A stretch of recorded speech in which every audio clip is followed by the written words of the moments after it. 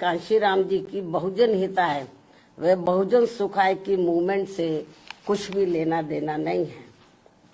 जब कि वास्तव में इनकी मूवमेंट को आगे बढ़ाने के लिए बीएसपी पूरे जी जान से लगी हुई है, जिसे आगे बढ़ते एवं मजबूत होते हुए देखकर अब पूरे देश में व खासकर यूपी में यहाँ सत्ता एवं विपक्ष की सभी जातिवादी पार्टियां बहुत ज्यादा दुखी व चिंतित भी हैं। और अब पिछले कुछ समय से जब से बीएसपी फिर से मजबूत होनी शुरू हुई है, तो तब से अब यह सभी विरोधी पार्टियां विशेषकर दलित वर्ग से जुड़े अवसरवादी व स्वार्थी किस्म के संगठनों व पार्टियों आदि को विभिन्न स्तर पर इस्तेमाल करके तथा उनके जरिए आए दिन किस्म किस्म के कार्यक्रम आदि करवा के यहाँ दलितों एवं अन्य उपेक्षित वर्गों के लोगों को गुमराह करने में लगी है तथा उनकी ताकत को भी बांटने व कमजोर करने में लगी हुई है, जिनके बहकावे में इन वर्गों के लोगों को बिल्कुल भी नहीं आना है। और इसके लिए अब ये अवसरवादी व स्वार्थी किस्म के बने संगठन एवं पार्टियां या जातिवादी पार्टियों के हाथों में खेलकर तथा एक सोची समझी रणनीति के तहत बीएसपी के भोले भाले लोगों को अपने इन संगठनों व पार्टियों आदि से जोड़ने के लिए अब अपने कार्यक्रमों में व बैठकों आदि में मान्यवर श्री कांशीराम जी का व मेरा खुद का भी नाम लेकर ये कहते घूम रहे हैं कि हम तो इनके मिशन को ही आगे बढ़ाने में लगे हैं और इसके लिए हम बहन जी का भी काफी सम्मान करते हैं। साथ ही ये भी कहते हैं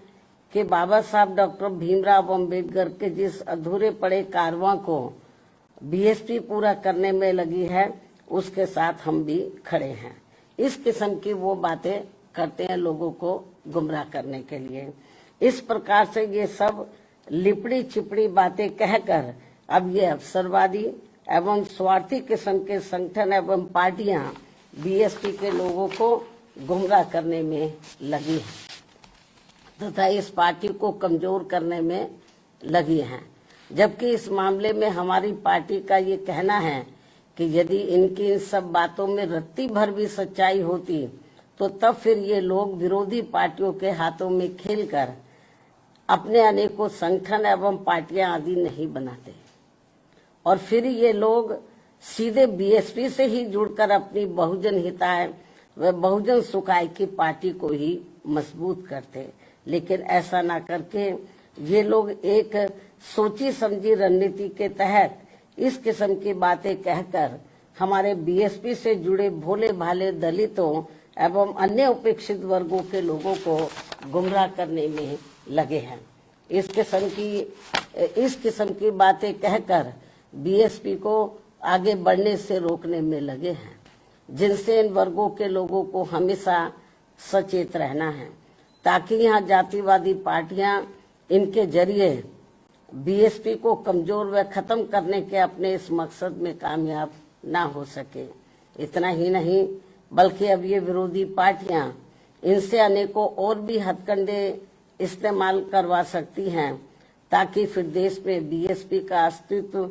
ही ना के बराबर रह जाए। इसके साथ ही अब तो ये जातिवादी पार्टियां अपने राजनीतिक लाभ के लिए इन स्वार्थी व अवसरवादी संगठनों एवं पार्टियों को जिंदा रखने के लिए चुनाव में अपने वोट भी ट्रांसफर करा के इनके अब एक आधी एमपी व एमएलए भी जितवा कर भेज रही है। इतना ही नहीं बल्कि ईवीएम में भी धांधली करा के अब बीएसपी के उम्मीदवारों को जीतने भी नहीं दे रही हैं ताकि दलित एवं अन्य उपेक्षित वर्गों के लोगों का बीएसपी से मोह भंग हो जाए। हालांकि ईवीएम में धांधली को लेकर अब विपक्ष की पार्टियां भी काफी कुछ बोल रही हैं। ऐसे में अब हमारी पार्टी सहित अधिकांश विपक्ष की पार्टियां भी यही चाहती हैं कि देश में सभी छोटे बड़े चुनाव पूर्व की तरह ही बैलेट पेपर के जरिए होने चाहिए, जो वर्तमान सरकार के रहते तो संभव नहीं हो सकता। लेकिन उम्मीद है कि सत्ता परिवर्तन होने के बाद ये सब संभव हो जाए। इसलिए ऐसी संभावना के चलते अभी अपनी पार्टी के लोगों को भी कतई निराश नहीं होना है, बल्कि इनको अपनी पार्टी को हर स्तर पर मजबूत बनाते रहना बहुत जरूरी है, क्योंकि देश में वर्तमान में चल रहे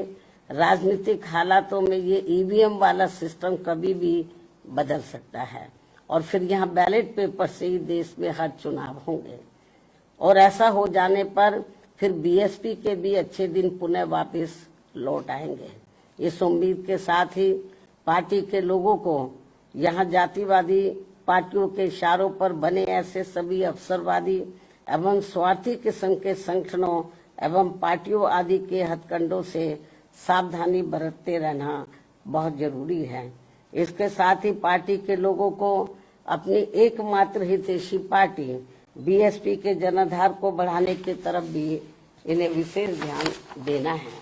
ताकि फिर अपनी ये पार्टी खासकर यूपी में पुनः पूर्ण बहुमत के आधार पर सत्ता में आसीन हो सके, जो ये सर्वजन के हित में होना यहाँ बहुत जरूरी है। इसलिए कांग्रेस, बीजेपी व सपा आदि इन पार्टियों के सहारे व इशारे पर चलकर दलित एवं अन्य उपेक्षित वर्गों की एकता व इनकी एकमात्र हितैषी एवं अम्बेडकरवादी पार्टी बीएसपी को कमजोर करने वाले ऐसे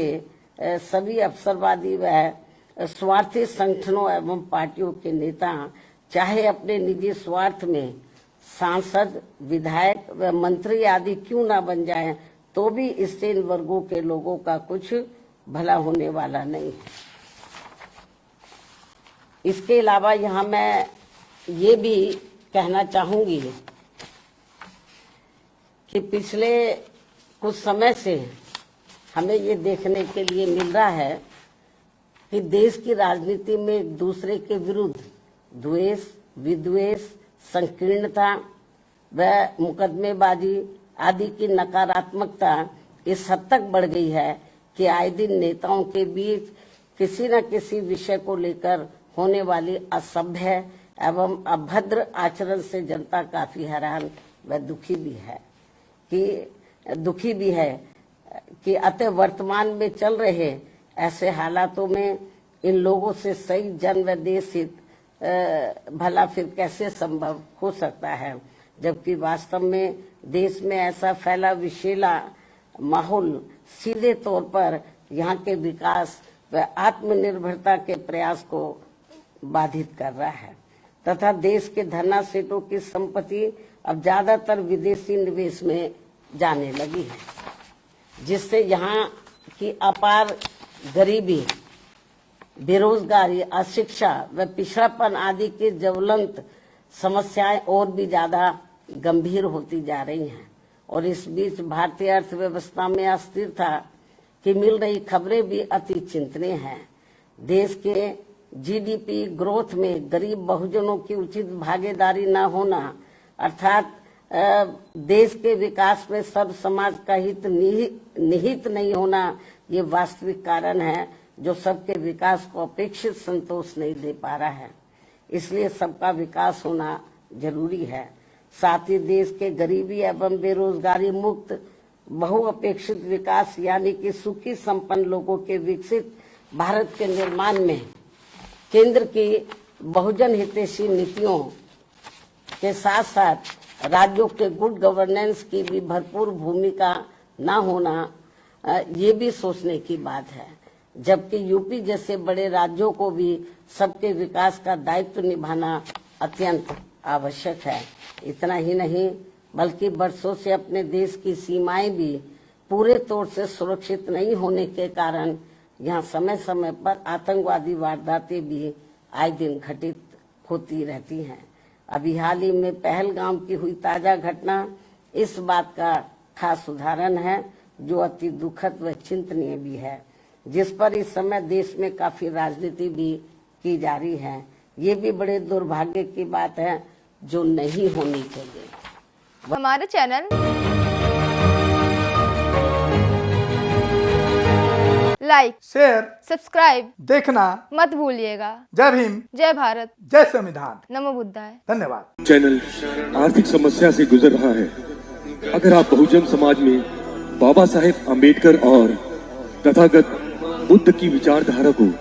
अधिक से अधिक लोगों तक पहुंचाना चाहते हैं तो हमें आर्थिक सहयोग प्रदान करें, ताकि हम अपने चैनल के माध्यम से देश विदेश में समता, बंधुता, एकता और संवैधानिक अधिकारों को ज्यादा से ज्यादा लोगों तक पहुंचा सकें। आप अपनी सहायता राशि नीचे लिखे खाते में जमा करा सकते हैं। खाता धारक गौतम रत्ना, खाता संख्या